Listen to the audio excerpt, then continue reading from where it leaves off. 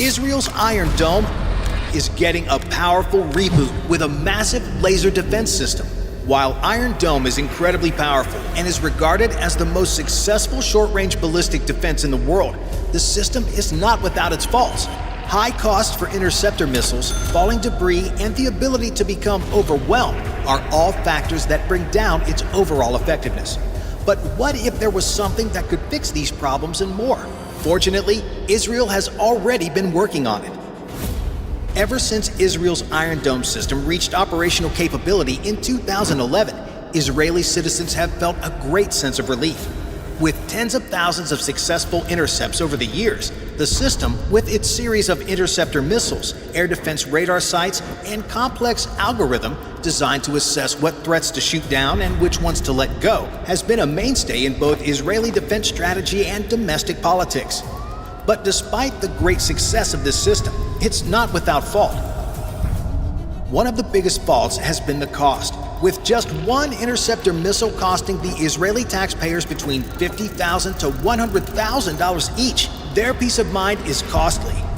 Additionally, the system isn't foolproof, and as the Hamas October attacks showed, the system can become overwhelmed if thousands of rockets are fired simultaneously.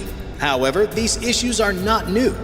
The Israeli Defense Forces understood these limitations at the time the Iron Dome was rolled out and accepted them since the system was, and still is, the best solution they have to protect Israeli civilians. But even from the beginning, the Israelis were looking to the future of Iron Dome. In 2014, the Israeli military unveiled the first version of what it called its Iron Beam. The Iron Beam is a directed energy weapon, or to put it simply, a laser gun. The way the system works is by locking onto a target using its air defense radars, destroying it with a high-energy laser, and then moving on to the next target. Over the years, Israel has continued to build on its first system prototype. For example, though primarily a land-based platform, the Israel Defense Force, or IDF, has created systems that both ships and aircraft can carry. But despite the seemingly hopeful progress of the tests, there were some problems. One of the main problems was the ability to create a laser beam powerful enough to actually destroy a target at long distances. During initial testing, the weapon could destroy a wide variety of targets, including missiles, rockets, mortars, anti-tank weapons, and unmanned aerial vehicles. However, the main problem was, and remains, in generating enough power to destroy these targets beyond just a few hundred meters from the system. Despite these initial shortfalls, it looks like the Israelis have corrected many of the issues surrounding the system and will be rolling it out soon. But with the issues the system had in the past, does it bring much benefit? The Iron Beam, despite its flaws in the past, is a very promising system and will provide many benefits to the Israeli military. The first one of these benefits is cost. As mentioned previously, a single interceptor missile can cost Israel up to $100,000 each. With Hamas making their missiles for around a few $1,000s, the Israelis are expending exponentially more on shooting these rockets down than Hamas needs to build them. While the Israeli government certainly has the funds to keep such an advanced military running, spending hundreds of millions of dollars on missiles in the course of a one-month campaign to shoot down Hamas rockets is not a fiscally responsible thing to do for the long term. Additionally, missiles cannot be made overnight. While production timelines are a state secret, similar missiles in the US could take months or years to be delivered, depending on the type of missile. In the event of a huge attack like Israel saw in October, the country does not have months to wait for more ammunition.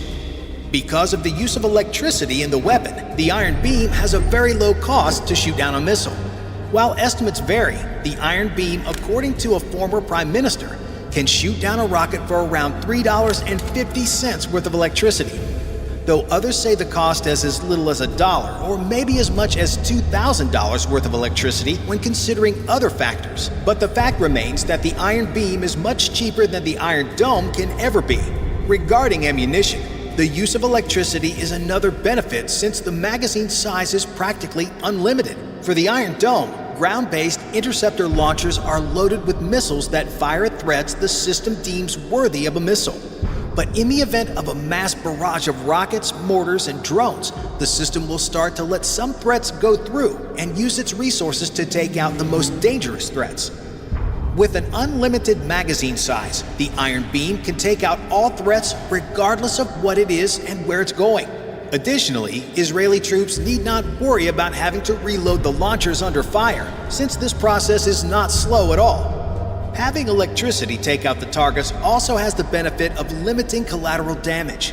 Whatever an interceptor missile explodes, the debris from the incoming threat, along with shrapnel and material from the interceptor, will rain down on Israeli civilians. By using a non-kinetic weapon to disable and destroy threats, the Israeli military is greatly lowering the risk the system poses to civilian life and property. But even though the Iron Beam is much cheaper than the Iron Dome and will always have enough ammunition as long as it receives power, what are some of the drawbacks? One of the most significant faults of the system is why it has taken so long to reach operational capability. While exact testing results and parameters are still classified, it is known that the system has had a fundamental problem of being able to destroy targets at range.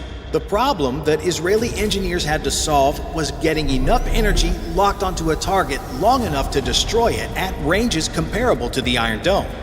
This fundamental problem has been difficult for Israel to overcome.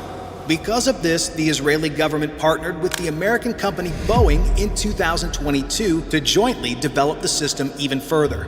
With American help, Israel has made great strides in getting the system onto the field, since one Israeli expert claimed it could now direct its energy onto the target the size of a coin at a range of 9 kilometers. But even with a range of 9 kilometers, the system still has a significantly reduced range compared to the Iron Dome's 70-kilometer radius it can destroy targets.